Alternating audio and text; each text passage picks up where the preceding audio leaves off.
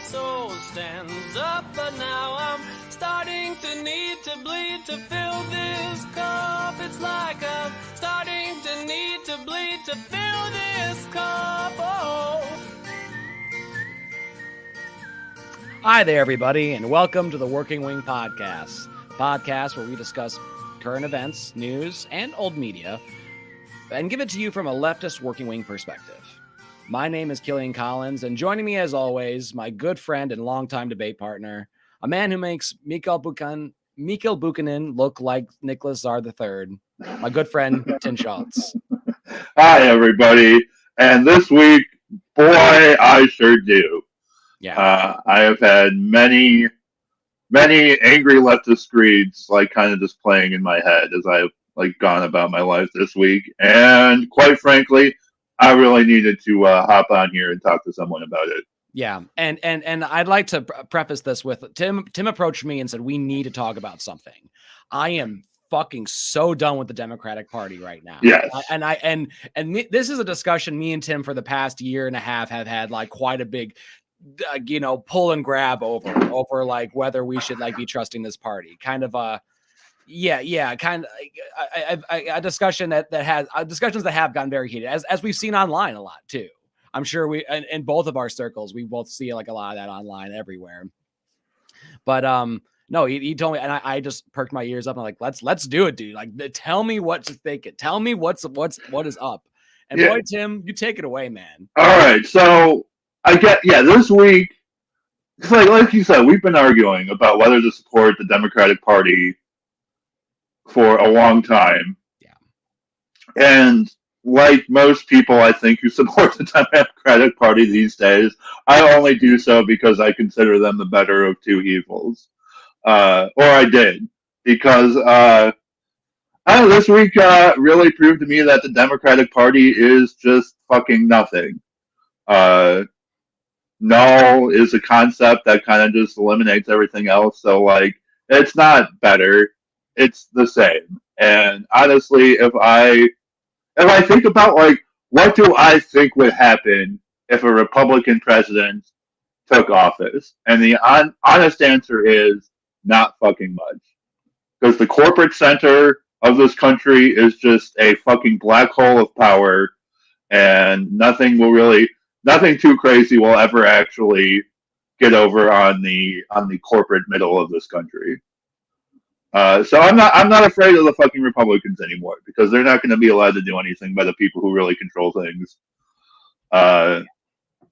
And I'm done. I am done voting for Democrats, because they have made it clear that they do not give a single solitary fuck about people like me. Just 2 years, and this specific issue from this specific president, who has not had the most left-wing friendly history as a politician. No. But the one thing that he would point to and his supporters would point to was his record on labor, which really just amounts to one meaningless symbolic vote the last time the Senate overrided the will of the workers. Yeah. He was the Ted Cruz and Marco Rubio of '92. Yeah. Making a symbolic vote to try to make political hay off of it. And there's only more reason to suggest that economically he's just gone further to the right. Socially, other stories, but yeah. It's infuriating. It's infuriating, and it's he could not have made it more clear that he was siding with management if he tried. Yeah. One sick day was the compromise between 15 and 0. The compromise was 1, and that to Joe Biden is a both sides really gain here compromise. Yeah, Uh, I like to see how many days has he had off as president. Like, I'd like to say, that's a very valid question. And the thing is that like a while ago, people would have like you might have said like Tim, or you might have said killing, and that's kind of a Republican. And it's like, well, no, it's like it's the like these little corporate like chills they're bringing up here to be kind of like bound up and like strike down the labor unions when they need to. Like, it's like, yeah, I mean, it was the same thing that Obama was doing. Like with like he wasn't gonna let those protesters protest at Standing Rock. He wasn't gonna let that slide. He was gonna let corporations reign, baby. It's like, yeah, dude, just because you're supposed to vote for me because like I'm a better person on the social issues than crazy conservative over here. Like I actually think that gay people like are deserve the right to be happy and like can build a family if they want to type. Then that's like some fucking it depends on how much you follow like our specific view of Christianity. Exactly. That's and it's like, yeah, like Democrats are still like a more tolerable alternative with that, but it's also like, well, yeah, but they're just one corporate party. Like they're just exactly. And when I say like I don't think the corporate center would allow, because like gay people got money. Like corporations aren't going to allow anything too bad to happen to gay people because gay people got money. Like we've seen corporate strategy shift in that direction, and rightfully so. Like over the past couple decades, and yeah, no, these corporations aren't going to let anything too crazy happen here. Yeah, I mean, it's kind of like when people are just trying to like warmonger about China, and it's like, well, yeah, are we really gonna like get rid of like? I mean, they're not gonna want to get rid of their biggest customer, like. Right, exactly. No, the corporate world is global and it's all powerful, and nothing too crazy is ever allowed to happen. Yeah, which I feel like is like that old. And when it does, like when Putin starts acting out of line, the rest of the world comes in to embarrass him. Well, there's other halves of the world too. It's that's the interesting part, and that's what the nice little setup for like World War III is. We're getting these little like factions that are like dividing with each other and like trying to keep allies, and some allies are thinking about not doing. Like it's a little complex there. It's things. The times they are changing. And I think that, and a part of what got me excited about this little session is that like, I feel like Tim, this year, especially, we are really in like a major change in the world. Like we are really kind of saying, it might not be like this. It might not be the like spark that like starts like the whole world changing right now, but it's like, this is like another addition to like another bit of tinder to the tinderbox. This is like another little bit that's going to be burned. That's going to like, contribute to the fire. That's going to like, start the world events that are going to affect us in the future. And yeah, I think that also got me excited too, is that it's like, well, yeah, you're knowing that we can't vote our way out of this. We can't vote our way out with like voting for a Democrat. No, we can't, because like the Democrats are nothing. They are nothing. Yeah. They're nothing. Yeah. I mean, and like, I think you're on, and I think it's, a lot of people see it that way. A lot of people who like would not view themselves as like a Republican or a conservative, like are feeling very politically homeless, which is like, just fits in with just more of the country becoming just, disengaged and like either vote like, or they even call it like, it's like you're voting third party, but you're not really uniting together and making like a real movement that can be threatening, that can actually like threaten like both of these parties. Well, which is why, like, I guess when I was first thinking about, when I first heard that this was on the horizon, like back in September or whatever, and they were like, then the unions agreed to wait for their vote until after the midterms because they weren't sure it was going to pass, and then it didn't pass. Yeah, and I was like, okay, like here is an opportunity for labor to like make a stand, make a statement. Yeah, show the country and the world its power a little bit. Yeah, and I mean, they can't have that. They just absolutely cannot have that. And it is also a problem with like, because it's like unions aren't perfect either.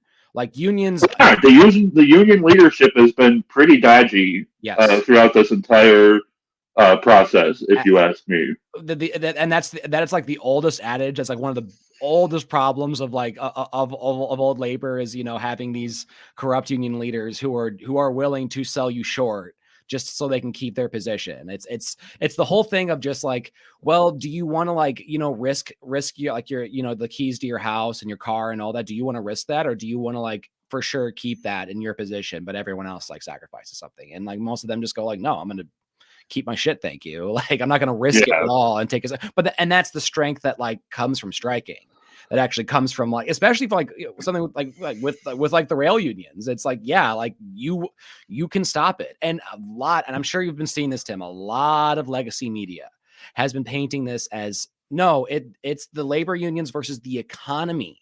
The economy, yes. Right. The economy. The pressure, and it's the labor union. It's always the labor unions are threatening to disrupt the economy. It's like there aren't two parties here. It's just the labor unions.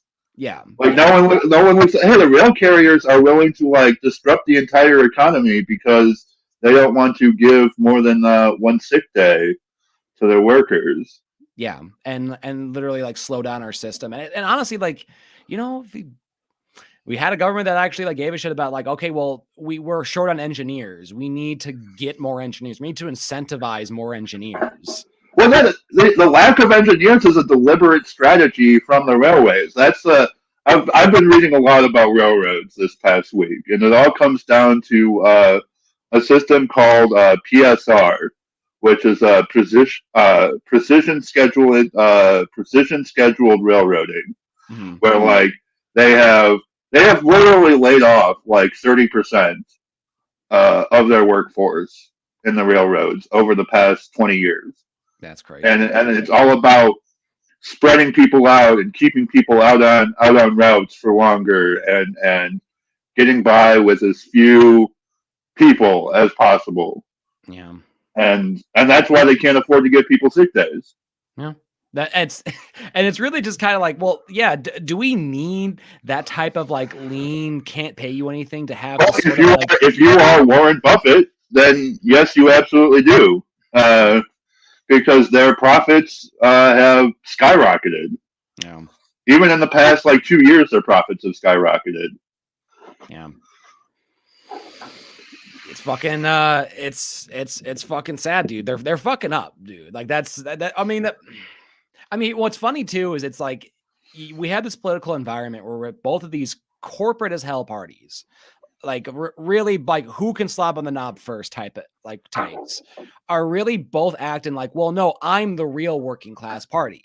No, I'm the real working class party. Look at us. Like say, well, we'll have like anyone in news. Like, oh yeah, I'm a working class party. I look like Tim. Like I got a beard. I got a hat. Like it's like, yeah, like it's both like who can, yeah, but it's like, yeah, we'll act like this, but like who can just, you know, fuck you the fastest.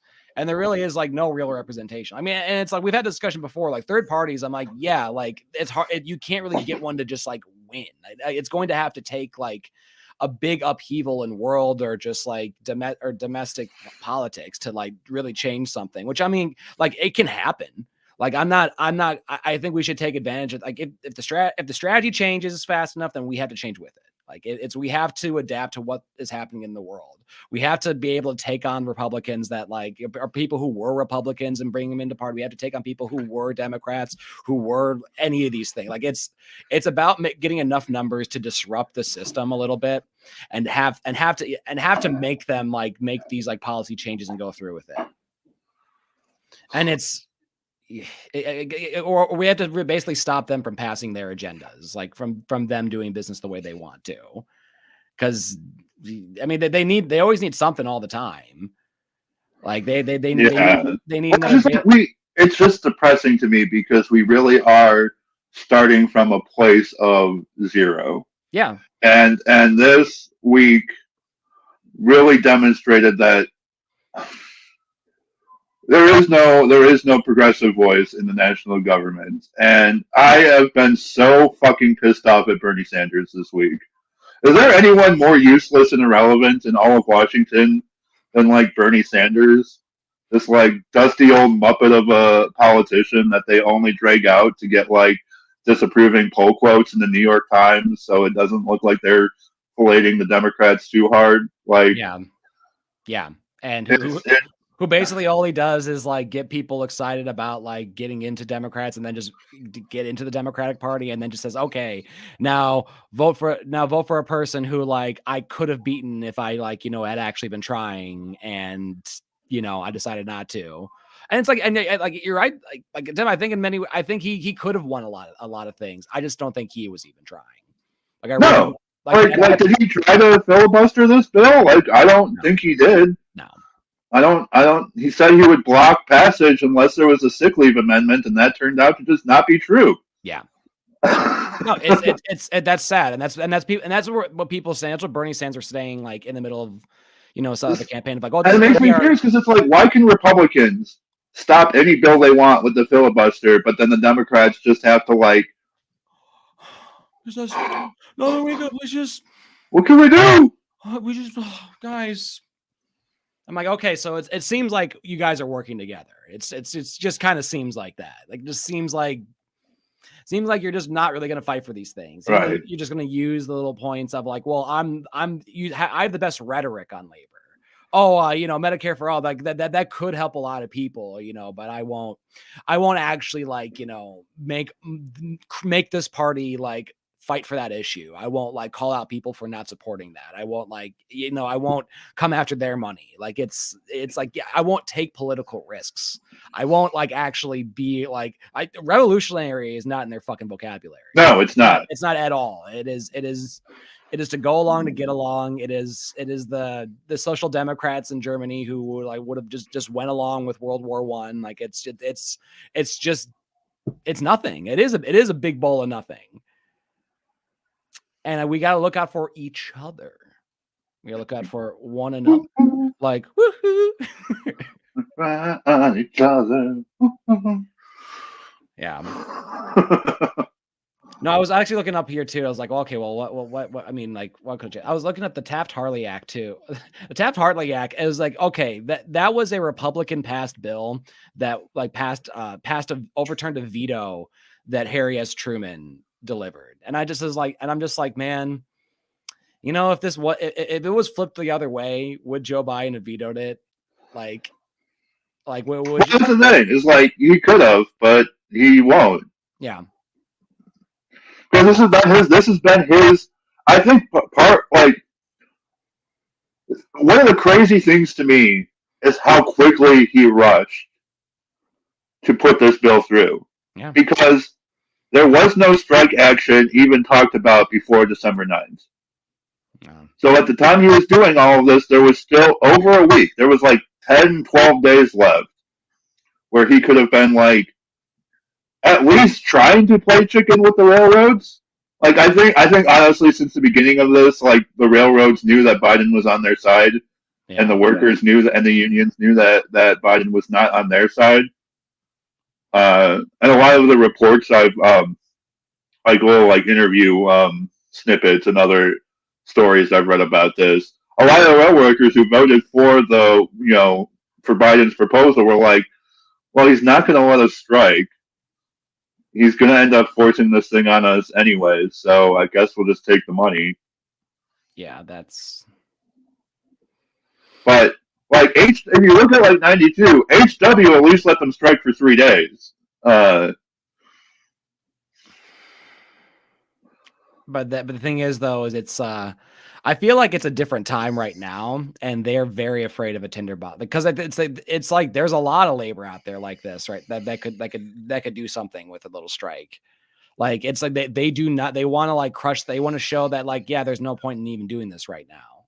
You don't have to do this right now at all. We're gonna make it illegal for you to do this. You'll get 1 sick day for not striking. Yeah. That is pathetic. It's like, damn, dude, can we AOC, you're young and fit. Can you handle like only 1 sick day a year? Do you want to do that? Like, cause I'm pretty sure they get like months and months off in Congress. They do. But it's, hey, hey, the people who we depend upon the economy to work, like, and they're allowed to just not show, like Raphael Warnock didn't even bother to show up. While asking like working people in Georgia to come out and vote for him, he didn't even bother to show up. Yeah. That was Herschel Walker? No, Raphael Warnock.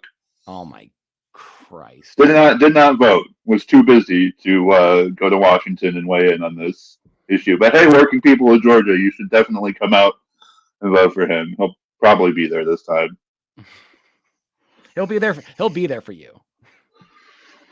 Sorry, I point the cat. He'll be there for you.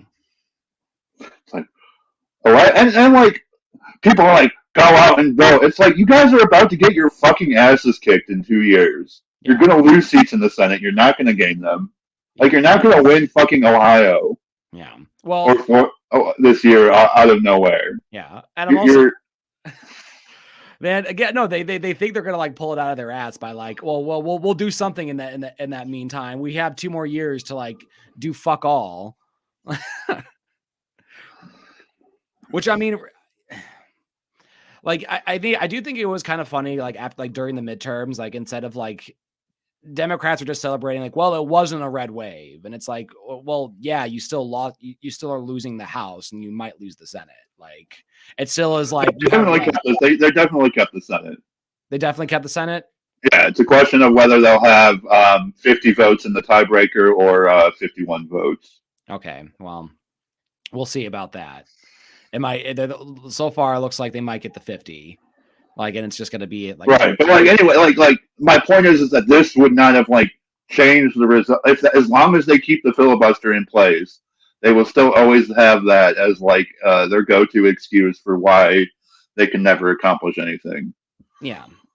It's like, yeah, oh great. The final vote is 53-44, but still they can't get it passed because of the filibuster. No.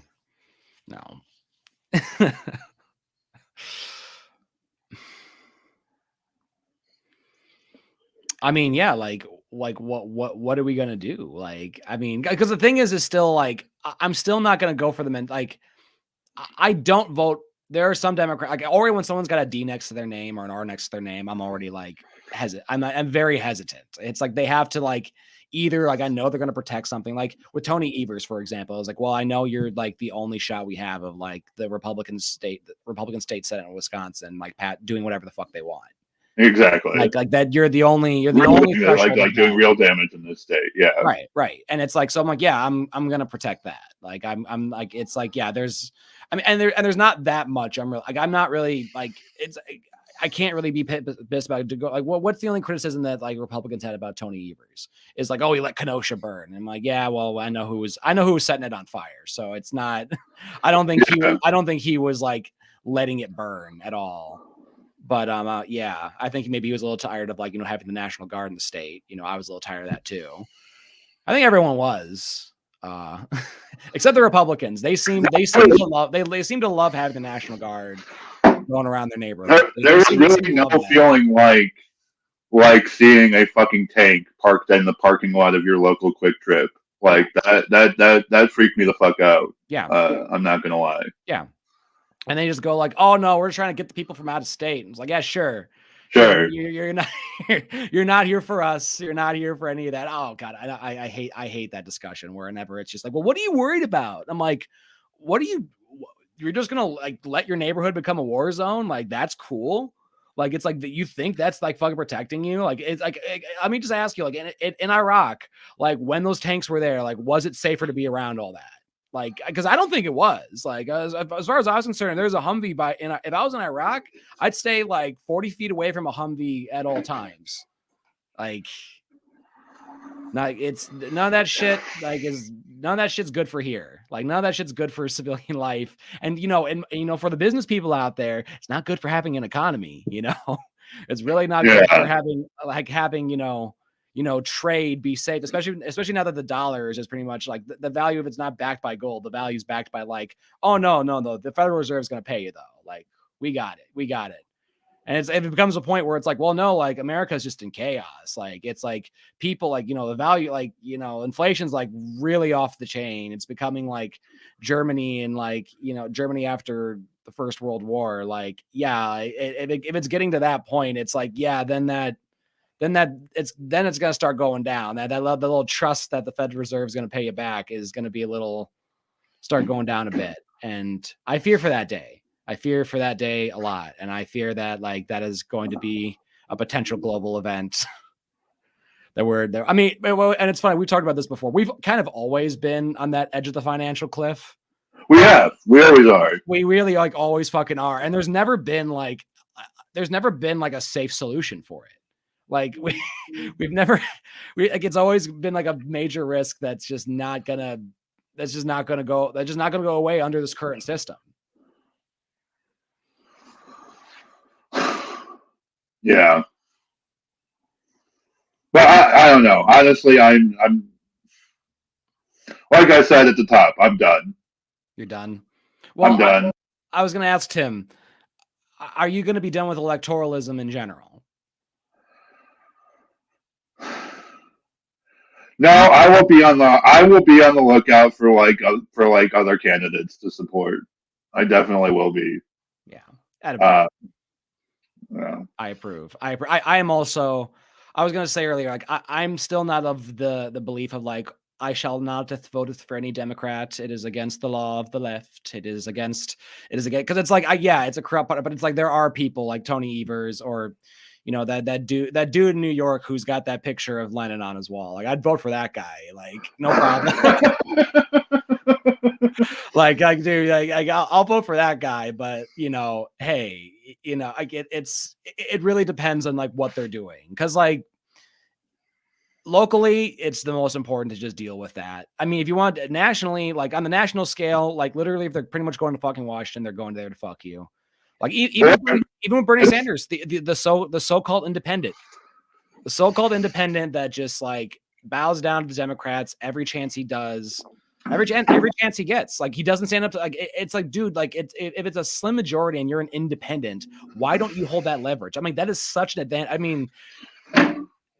I really do think, Tim, that like being not undecided, but just being a like independent voter, you do kind of hold more ground with like swinging an election, by not just being like, well, I'm definitely going to vote for this person, or I'm definitely going to vote for this. I mean, there's definitely independents that lean a certain way, and I still think we're like left leaning independents. We are. Yeah, we gotta be. But like I don't see anything on the horizon for the Democratic Party. I especially don't see anything on the horizon here in Kenosha. Like, you know, yes, it all starts with local politics, but like, man, our local politics aren't great either. No. It might just have to be from smaller movements.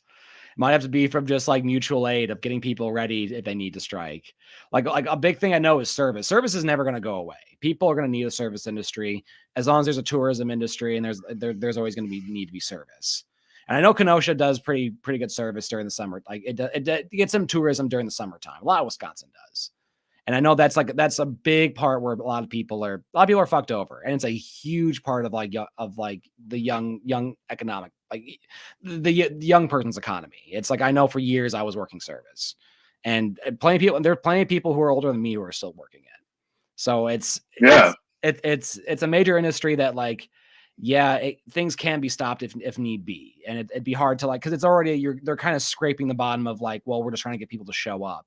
And they're to honestly like meet the demand of like, if people like that go on strike, or if they decide to like not show up like en masse, like they'll probably just try to like continue the event, and like it'll just be like worse service. It'll just be like a shittier experience. Which then at that point, if you have a strong enough organization, they should probably just be marketing that like, yeah, this sucks because they don't want to pay people well. This event sucks because they don't want to pay people well. This event sucks, and it needs to be a part. It needs to be like ingrained as a part of our culture, that it's like, yeah, it sucks when you start paying people less, you get less out of it, which has always been the case. It's the same reason of like why people trust, like, well, no, I'd rather get this. This was tailored and made in Italy as opposed to made in China. Because it's like, well, yeah, what are you paying the employees? How well rested are they? Do they know what they're doing, or were they just trained in a couple of minutes by someone next to them? Is it an assembly line thing where it's like, I just work on this little bit of it, as opposed to it's like an artisan expert who can design and make the whole thing themselves, and they know everything about it. Like there are differences in between this, but and even so is like you need to help the unskilled laborer, the one in the factory. It's like, well, all Yes. it's giving me the opportunity to do is And just like unskilled laborers have been getting fucked from literally all gangbanged from all angles unrelentingly for like 40 years now. Yep. And it's interesting, like, because I go on like our technology or like some of the corners of Reddit where like a lot of like, you know, so-called lefty, you know, really neoliberal like tech people like to hang out, you know, the Silicon Valley crowd. And like I was reading a thread about like AI coding, like code made by AI. And there were a lot of people in there kind of deliberately not seeing the parallels between like what AI coding means for them and like what automation means for meant for like unskilled workers in the manufacturing industry. Yeah. In the 80s, like they're like, oh no, these things are just tools. They're not going to actually replace a coder. And I'm like, well, yeah, when they add a machine to a factory, it's not literally like walking around doing all the stuff a worker did, but like if it makes the process more efficient, companies automatically cut the staff. Yeah. And increase their profits. Like, yeah. I mean, and the thing is, automation is going to be it's a part of the technology we have. It's a part of like development. It is, and we need it, but we need it to go a certain way. Yes. And I don't know if it's going a certain way. Yes.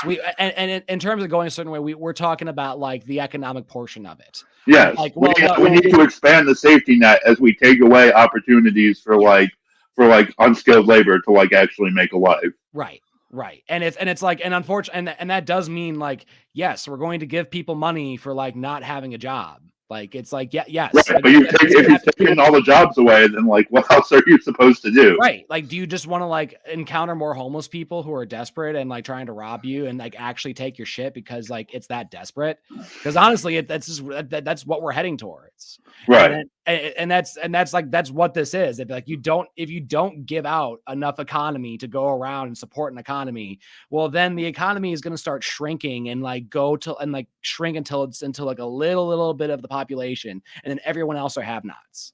Yeah. And that's pretty much what we're heading. That's the scary part about like automation. And that's like what Andrew Yang was getting at with the UBI. But of course, he wanted that UBI to be beneficial to, people like himself. So what was his UBI proposal? Well, his UBI proposal was like, I think it was like 300 a month or something like that. And it was like, but he was having like, he was basically paying for it with like a lower class tax. So just that's basically what it was. It was just it's kind of like the same like argument where it's like, okay, well, if you get somebody let's say you give the nation $600 UBI, everyone gets $600 a month. What's to stop a bunch of like state companies from just going like, okay, your rent's increasing $400 every month. Like, it's just like, well, yeah, how are we going to decide? Like, there's ways these corporations are going to be like, well, we can just get that in our pockets right away. Yeah. As opposed to just like let you build up what you need to do. I mean, what they don't really like, and what's kind of like really just been like a big Achilles heel of the American economy, especially right now, is that it depends so much on spending that like people really can't save. And it's just, that's why we have the situation where it's like, well, half the country doesn't have $500 on the side just saved up for an emergency. Yeah. They just don't have it. Like, it's not like it doesn't exist anymore. And it's like that used to not be a thing as much. Like, it used to be everyone had like at least some money stored away. And now it's way more common just to be keeping your head above water. And then when you do actually have money, it gets spent on your debts that you already have. Yes. So it's just, it's an endless cycle. And even when you are debt free, like when you are debt free, you're still just kind of barely making it above like not being debt free. When you actually have savings, you're worried about like losing all of it. It is a vicious cycle in this country of like the insecurity of your savings. It is a new, like, cause it's like if you don't have savings, it's like, how can you afford a house? how are you gonna like justifiably say like, oh yeah, I can like, you know, afford to have a child? Like how are you gonna do that if people don't have savings? If people don't have like, even with savings, everyone is still like one medical emergency away from being destitute. Yes. Like, especially a serious enough one, which is like, you know, how I have the situation too, where we have people going, no, I cannot go to the hospital right now because I literally can't afford it. Yeah, even with insurance, like when my sister had her first child and he was like in the NICU for like a month, that pretty much broke them. Like that NICU stay and then all the subsequent building, like that drained their savings within like the first year and a half of his life, and they had to move in with me and my parents, and that's the American existence. Yeah. That's the thing is that like, well, but the dream is to like, no, they're still able to have their house and like not move in with their parents, which is worse for the economy too. It is, because it's just like you just want like all these little pockets, like all these little things that are just like, oh no, it's so scary about communism. It's like you all just survive on less and like have to live with like your family like forever and like be dependent on like all these little things. And it's like, well, yeah, that's quite literally what our capitalist system is like turning the next generation into. Is like you have to stay with your parents and like you have like, and not even out of just like, oh, like I it's like I depend on them. It's like, well, no, financially it's like you might come into a situation where that's your best option. Otherwise there's like, you know, of course, like these nice homeless shelters that, you know, people just thrive in. People just do amazing. And honestly, if they see you on the side of the road asking for cash, they just go like, well, they have that thriving homeless shelter that people always do well in and advance their life greatly. You know, all the time. There's always so many stories of that.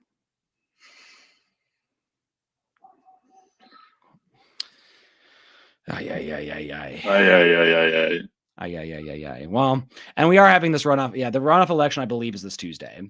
Yes. It's good 2 days away. So we'll see about that. I was kind of part of me just thinks of like, yeah, obviously Raphael Warnock is a better politician than Herschel Walker, but it doesn't matter. Like it could not matter less. Yeah. Who actually holds the Senate seat from Georgia? Yes. The Democrats aren't going to accomplish anything whether Warnock wins or loses. And it's unfortunate too, because I feel like that's also why Ron Johnson beat Mandela Barnes too.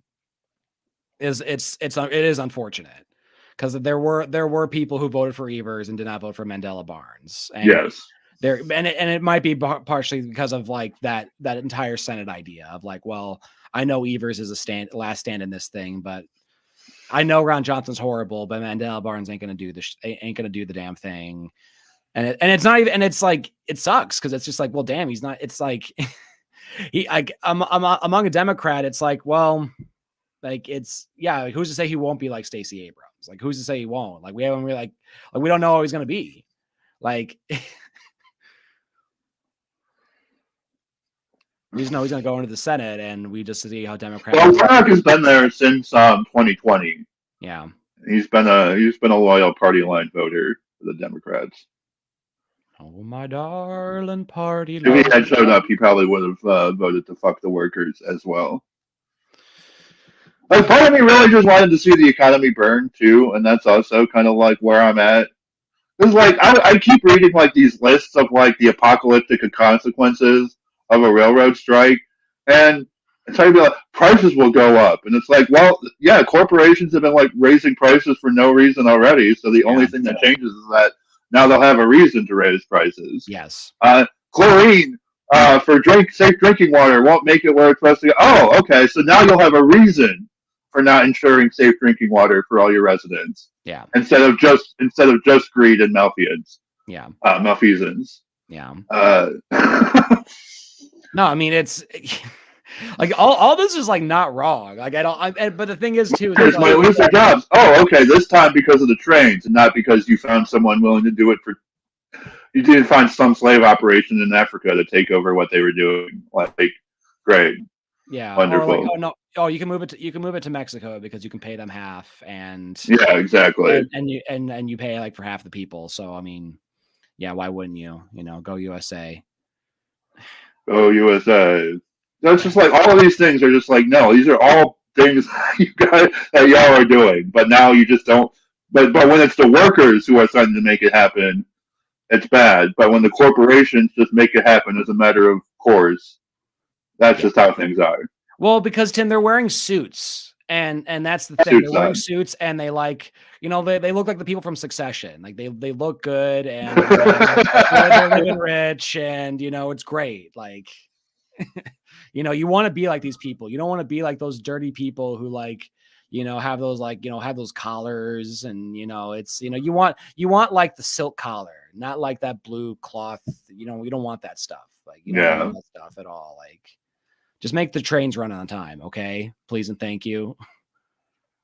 And I haven't heard any mention of a wildcat strike, although they are in like a uniquely good position to wildcat strike, but I don't think they're actually going to go there. Yeah, they are, and it's only just like, and it's like the thing is though, it's like, well, it's just factionalism. They just try to splinter it off, and then go like, well, yeah, well, majority of these real unions support, right? But it's like if you have that minority, pull. Well, it's a minority, so they keep. So basically, there's 12 unions that represent rail workers. Mm-hmm. 8 of them ended up approving the Biden proposal. Mm-hmm. The 4 largest, and this is what never gets talked about in like the New York Times or the Associated Press, but the 4 that voted against the proposal are the 4 largest unions. Those 4 unions do actually represent over half of all rail yard workers, or rail workers in this country. So over a majority of rail workers in this country rejected the proposal. But that did not matter. Yeah. Yeah. And we know it's going to, and honestly, if they do strike, we know like what side the gun is going to face if Joe Biden sends in the guard. Like we know. Right. Well, I feel like that's like, I think that's how Biden sleeps at night. He's like, well, it's the best, because he did say that. It's like, this is the best deal the rail workers have ever had. And it's like, great. So you're not sending in guards to murder them anymore. And they are supposed to be just ever so thankful. Yeah. Yeah. Right. We get to let you live. Like, yeah. Yeah, guys. Like it's like, we won't Tiananmen Square you guys. Like we won't send the takes in. And part of me thinks that this is honestly the way he's behaved, and it's just total lack of support for the unions means that he's not going to run. Yeah. Because it's like, how does he go to Pennsylvania now? How does he go to? He spent so much time talking to union workers in Pennsylvania in the lead up to 2020 and in the lead up to 20 and like a month ago. Yeah. Like that's been the Democrats' main strategy, is put Biden in front of workers in Pennsylvania. They tried it in Ohio in 2020 and just lost, like got their asses demolished. So yeah, I think you can write that up. But like, yeah, how are you supposed to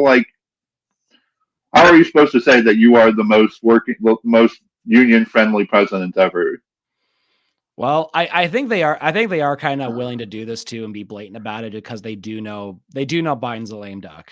I think so. I don't think he's going to run. Like, and it's like, and like, they're not going to put up Kamala Harris because she flopped, and they're kind of I think they're trying to put out like whatever. They're going to put out Pete Buttigieg because they ignored that like Pete Buttigieg is also one of the architects of this whole fiasco. Yeah, he was there gripping hands with Democrats, telling them that they needed to save the economy and fuck the workers. Yeah, he might be up there for it, but I'm not sure. I mean, I don't think people like Pete Buttigieg. Really, I certainly don't like Pete Buttigieg, but that was a whole other discussion we got into one other time of cheating Pete. But Pete. But anyway, yeah, I mean, I definitely think, Tim, I think they're gonna have some nobody off in the wings. They're gonna have like some fucking like, I'm not even I'm some corporatist fuck from like. Well, they have the audacity to trot out like Hakeem Jeffries, yeah, and call him a progressive. So like, who knows what kind of like shenanigans.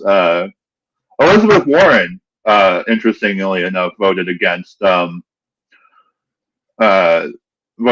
proposal. Yeah. But I mean, that's the thing.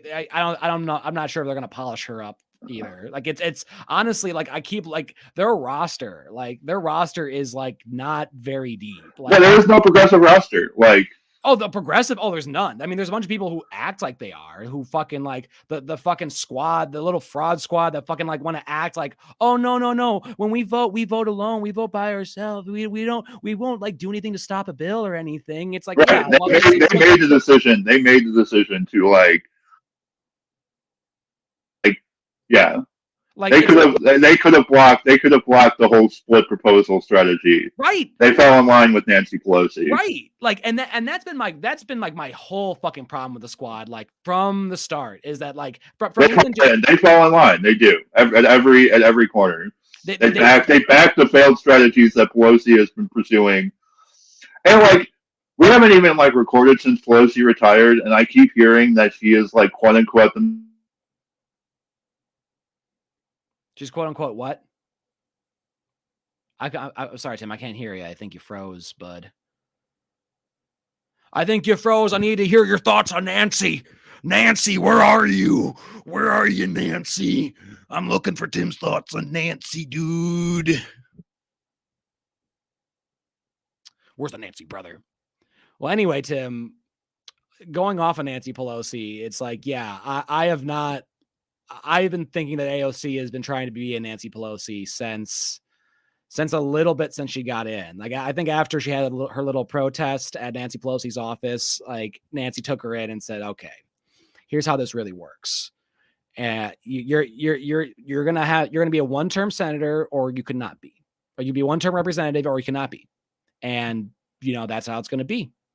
And she decided that, yeah, I'm going to go with the careers path. And, but which I mean, kind of might have, she earned it for Ted. She earned it for Ted Kennedy. Like she, I think she's aware of what path she was going to go down. And I think that like Nina Turner or like, Jamal Bowman, like any of these like little progressive, like, Democratic fucking shills. I'm back, folks. The neoliberals tried to crash my internet there for a They did. They're coming for you. The globalists. The globalists are coming for you. They're not taking my chili. Nancy, where are you? Nancy, where are you? Anyway, Tim, go off. You were saying that you were finding like all these glowing like reviews about like how great of a speaker Nancy was. Yeah, no, like people just keep saying that. Yeah, she was like the most effective legislative leader in history, and I don't get that. I don't get how people can look at what she did in 2020 and in 2008. Like the 08 to 010 to the 2010 session has got to be one of the biggest legislative disasters in American history. Yeah. Just because of the unprecedented power that the Democrats had in 2008. Yeah. And they just did nothing with it. No. And like we didn't have to be stuck with Obamacare. No. With pretty much just Romney care. It's just Romney care. We didn't have to be stuck with Romney care. Yeah. Like and that's so funny because it's just like, damn, dude, like you ever notice the Democrats are just like really good at passing like this like crime legislation or this like anti-labor legislation that Republicans wish they could have gotten away with this. Yeah.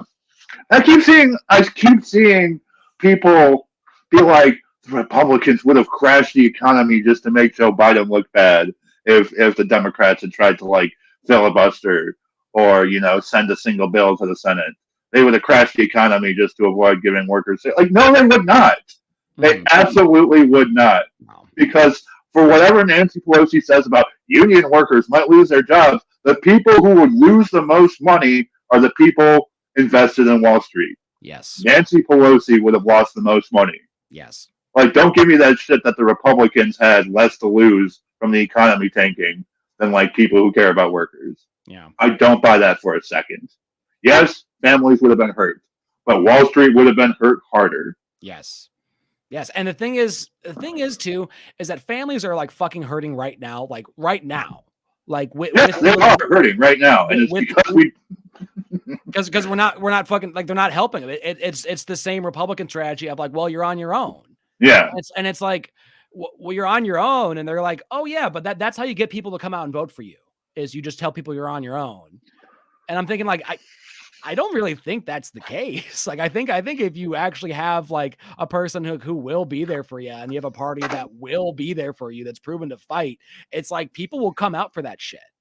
I mean, and honestly, just showing with Barack Obama, it's like if people just believe that you will, like, it's just the fact that it's a lie. It's like, oh no, like we just trudged out this guy who spoke at the DNC for 10 minutes in 2004, who like really wasn't that charismatic. It was very like meh, but we turned him into a rock star.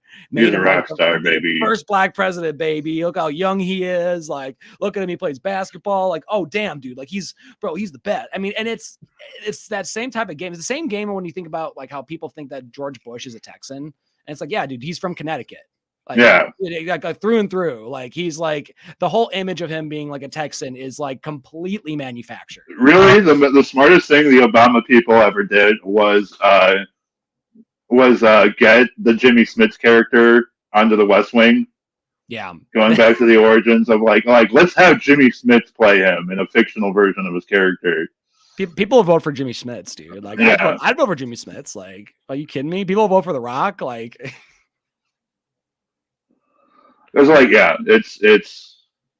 I'm just imagining in like a year and a half, and like The Rock just like runs for president like really quickly as like a dark horse candidate in the Republican Party. I would vote for The Rock in a heartbeat over any Democrat for sure. And especially Tim, you're gonna have to vote for him after he does the Alex Jones interview and talks about like they're taking babies out of wombs, brother, and they're selling their organs to China. and like and we'll go, well, he's better than those fucking Democrats. Oh man, I don't think The Rock is like that though. I think he would pretty much be a lefty socialist.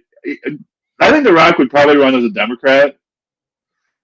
Financially conservative, lefty social issues, the Democratic favorite. Maybe, but like the thing is he might not go for that. He might go for what's more popular. He might. I mean, we also don't know, because what's interesting about this time period too is it's like still like the Republicans are fractured, but they still seem less fractured than the Democrats do. Like even though there's more like universal like there's more like solidarity in like the corporate area of like the Democrats, like yeah, they're all working for that, and the progressive wing of that is very, very tiny and spilled in and still cooperates with the big old little ball there. But there's still all within that big ball, there's all those little like the Klobuchars and the Buttigieg's who are still trying to get up for themselves.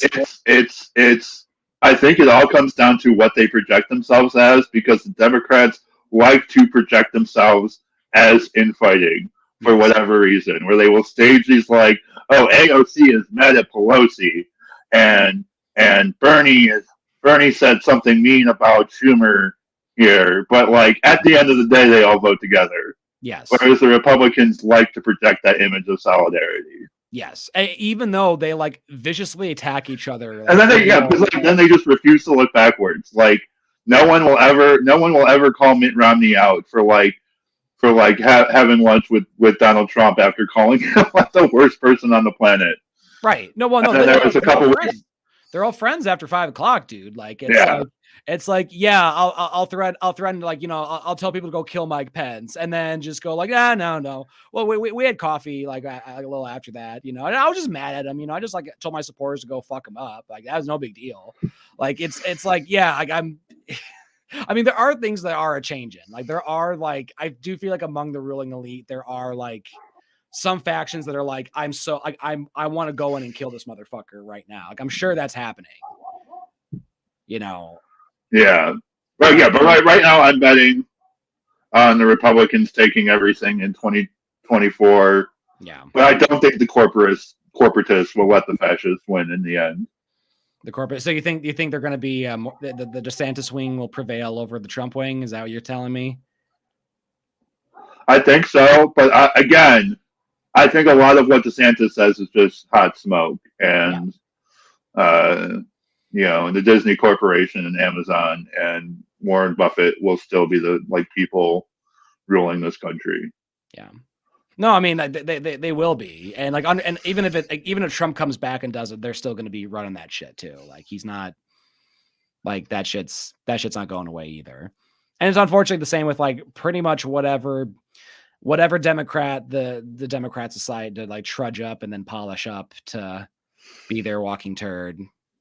I mean, I really do think that just Barack Obama just learned to be charismatic well, and no other politician knows how to do that. Like no other, like Amy Klobuchar is like so cringeworthy, and like, I'll always be like fuck Klobuchar. Like he made a few good speeches, Barack, and then even more importantly, he had like every like 20-something or 30-something writer for like national magazines and newspapers writing about how charismatic he was. Right. And it was like 40% Barack being charismatic, 60% the national media telling us over and over how charismatic he is. And I feel like Pete got that same treatment. Yes, he did. Like where it's just like, yeah, you are kind of like a walking black. Like, what's your accomplishment? You're mayor of South Bend, where like their entire economy is like based off of a shitty college team that like is only popular because they have an Irish stereotype mascot and like they had the movie. Like that's literally their entire economy is like, we need this old shitty relic of a team to do good. Otherwise, our it hasn't even been that good at football since I think like the early 90s. Right. Like it's like hasn't challenged for a national championship in over 30 years. Like, it would be one thing if he said that like, this is fucked up that my city was run this way, I want to change that. But it's not even any of that. It's just like I don't want to think about South Bend. I just add a bunch of like anti-homeless architecture and like just moved on. Like just let you're on your own. Like, hey, hope your team does better. Like I'm fucking going to DC, man. I'm gonna become the transportation secretary. God damn. The whole thing, Tim. Like I'm glad to know that, like, I'm sorry that your relationship with the Democratic Party ended this way. Like, I am sorry. I know, like, we had some good times together, listening to fucking Tony Barrett lose in Wisconsin, or, losing to, like, having Hillary Clinton lose to a game show host, it's like, we had some good times together, we did drinking cheap whiskey and, crying about like, why aren't you better? Why can't you just actually fight for people and, feel the way we feel about this loss? And then they look at us and go, well, we spent a lot more money, so we're crying, way more. Yeah. Into our piles of money that we spent. I'm mostly disappointed in myself that I actually voted for Joe Biden in 2020. Well, Tim, that kind of makes me sick to my stomach now that I think back on it. And like, by the way, people say like if anyone out there listening to this is like they had to protect the economy, they could have also just nationalized the rail industry. And if Biden had done that, he would have been the 8th president to do that. Actually, this was not some like unprecedented leftist move that would have like enshrined him. He would have been the 8th president to nationalize the rail industry. Yep. And he could pose whatever working conditions he felt was necessary. Yep. But that would have screwed with some bottom lines and would have cost the DCCC some millions of dollars. Yeah. But we've been. Yeah. I think we should wrap up soon. Yeah, we should wrap up soon. Yeah, but that's what it is. And Tim, I'm glad you came around to be like, fuck Joe Biden. Like, fuck Joe Biden. Like, still fuck the Republican Party. I've been fuck Joe Biden forever, but like, and literally since I like first started researching the war on drugs in my freshman year of college, I've been like, fuck Joe Biden. Yeah, but I came even later than that. Like I came late to the party, but I'm still very proud. I was a Green Party voter this time. Like, but I'm glad you came around, Tim. I mean, and Tim, just keep this in mind. We all got to move forward. Like many Americans were tricked into like thinking Joe Biden was like the fix. Yeah, we got to move forward. We gotta build a progressive base in this country that they actually have to appease harder or something. Yes, or something. I don't know. Or something. We'll see. And I know as leftists, we're not going to give up on electoralism. We're not going to depend on it, though. We're not going to depend. We shouldn't. We got to be. Yeah. We got to have efforts outside of this. We got to have a strike in a union that Congress doesn't have the power to quash yet. Yeah, but just But just watch them give themselves that power too, Yeah. because they have it's the same constitution. Like if Amazon were to go on a strike, Congress could give themselves the power to mediate that as well. It's all in the same interstate commerce clause of the Constitution. Yeah. But that's for a later day. That's for a later date. But anyway, Tim, we should wrap this up. I'd like to thank you all for coming in to listen to Tim's thoughts on the Democratic Party and their performance in the support of the labor unions in this country, the support of industry.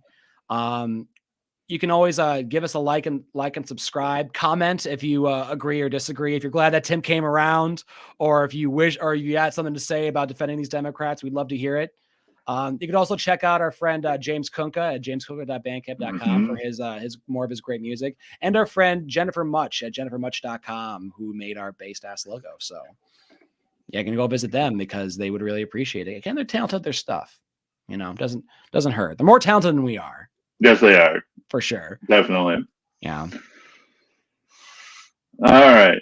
Well, I think that's all for us. So until next time, keep on working.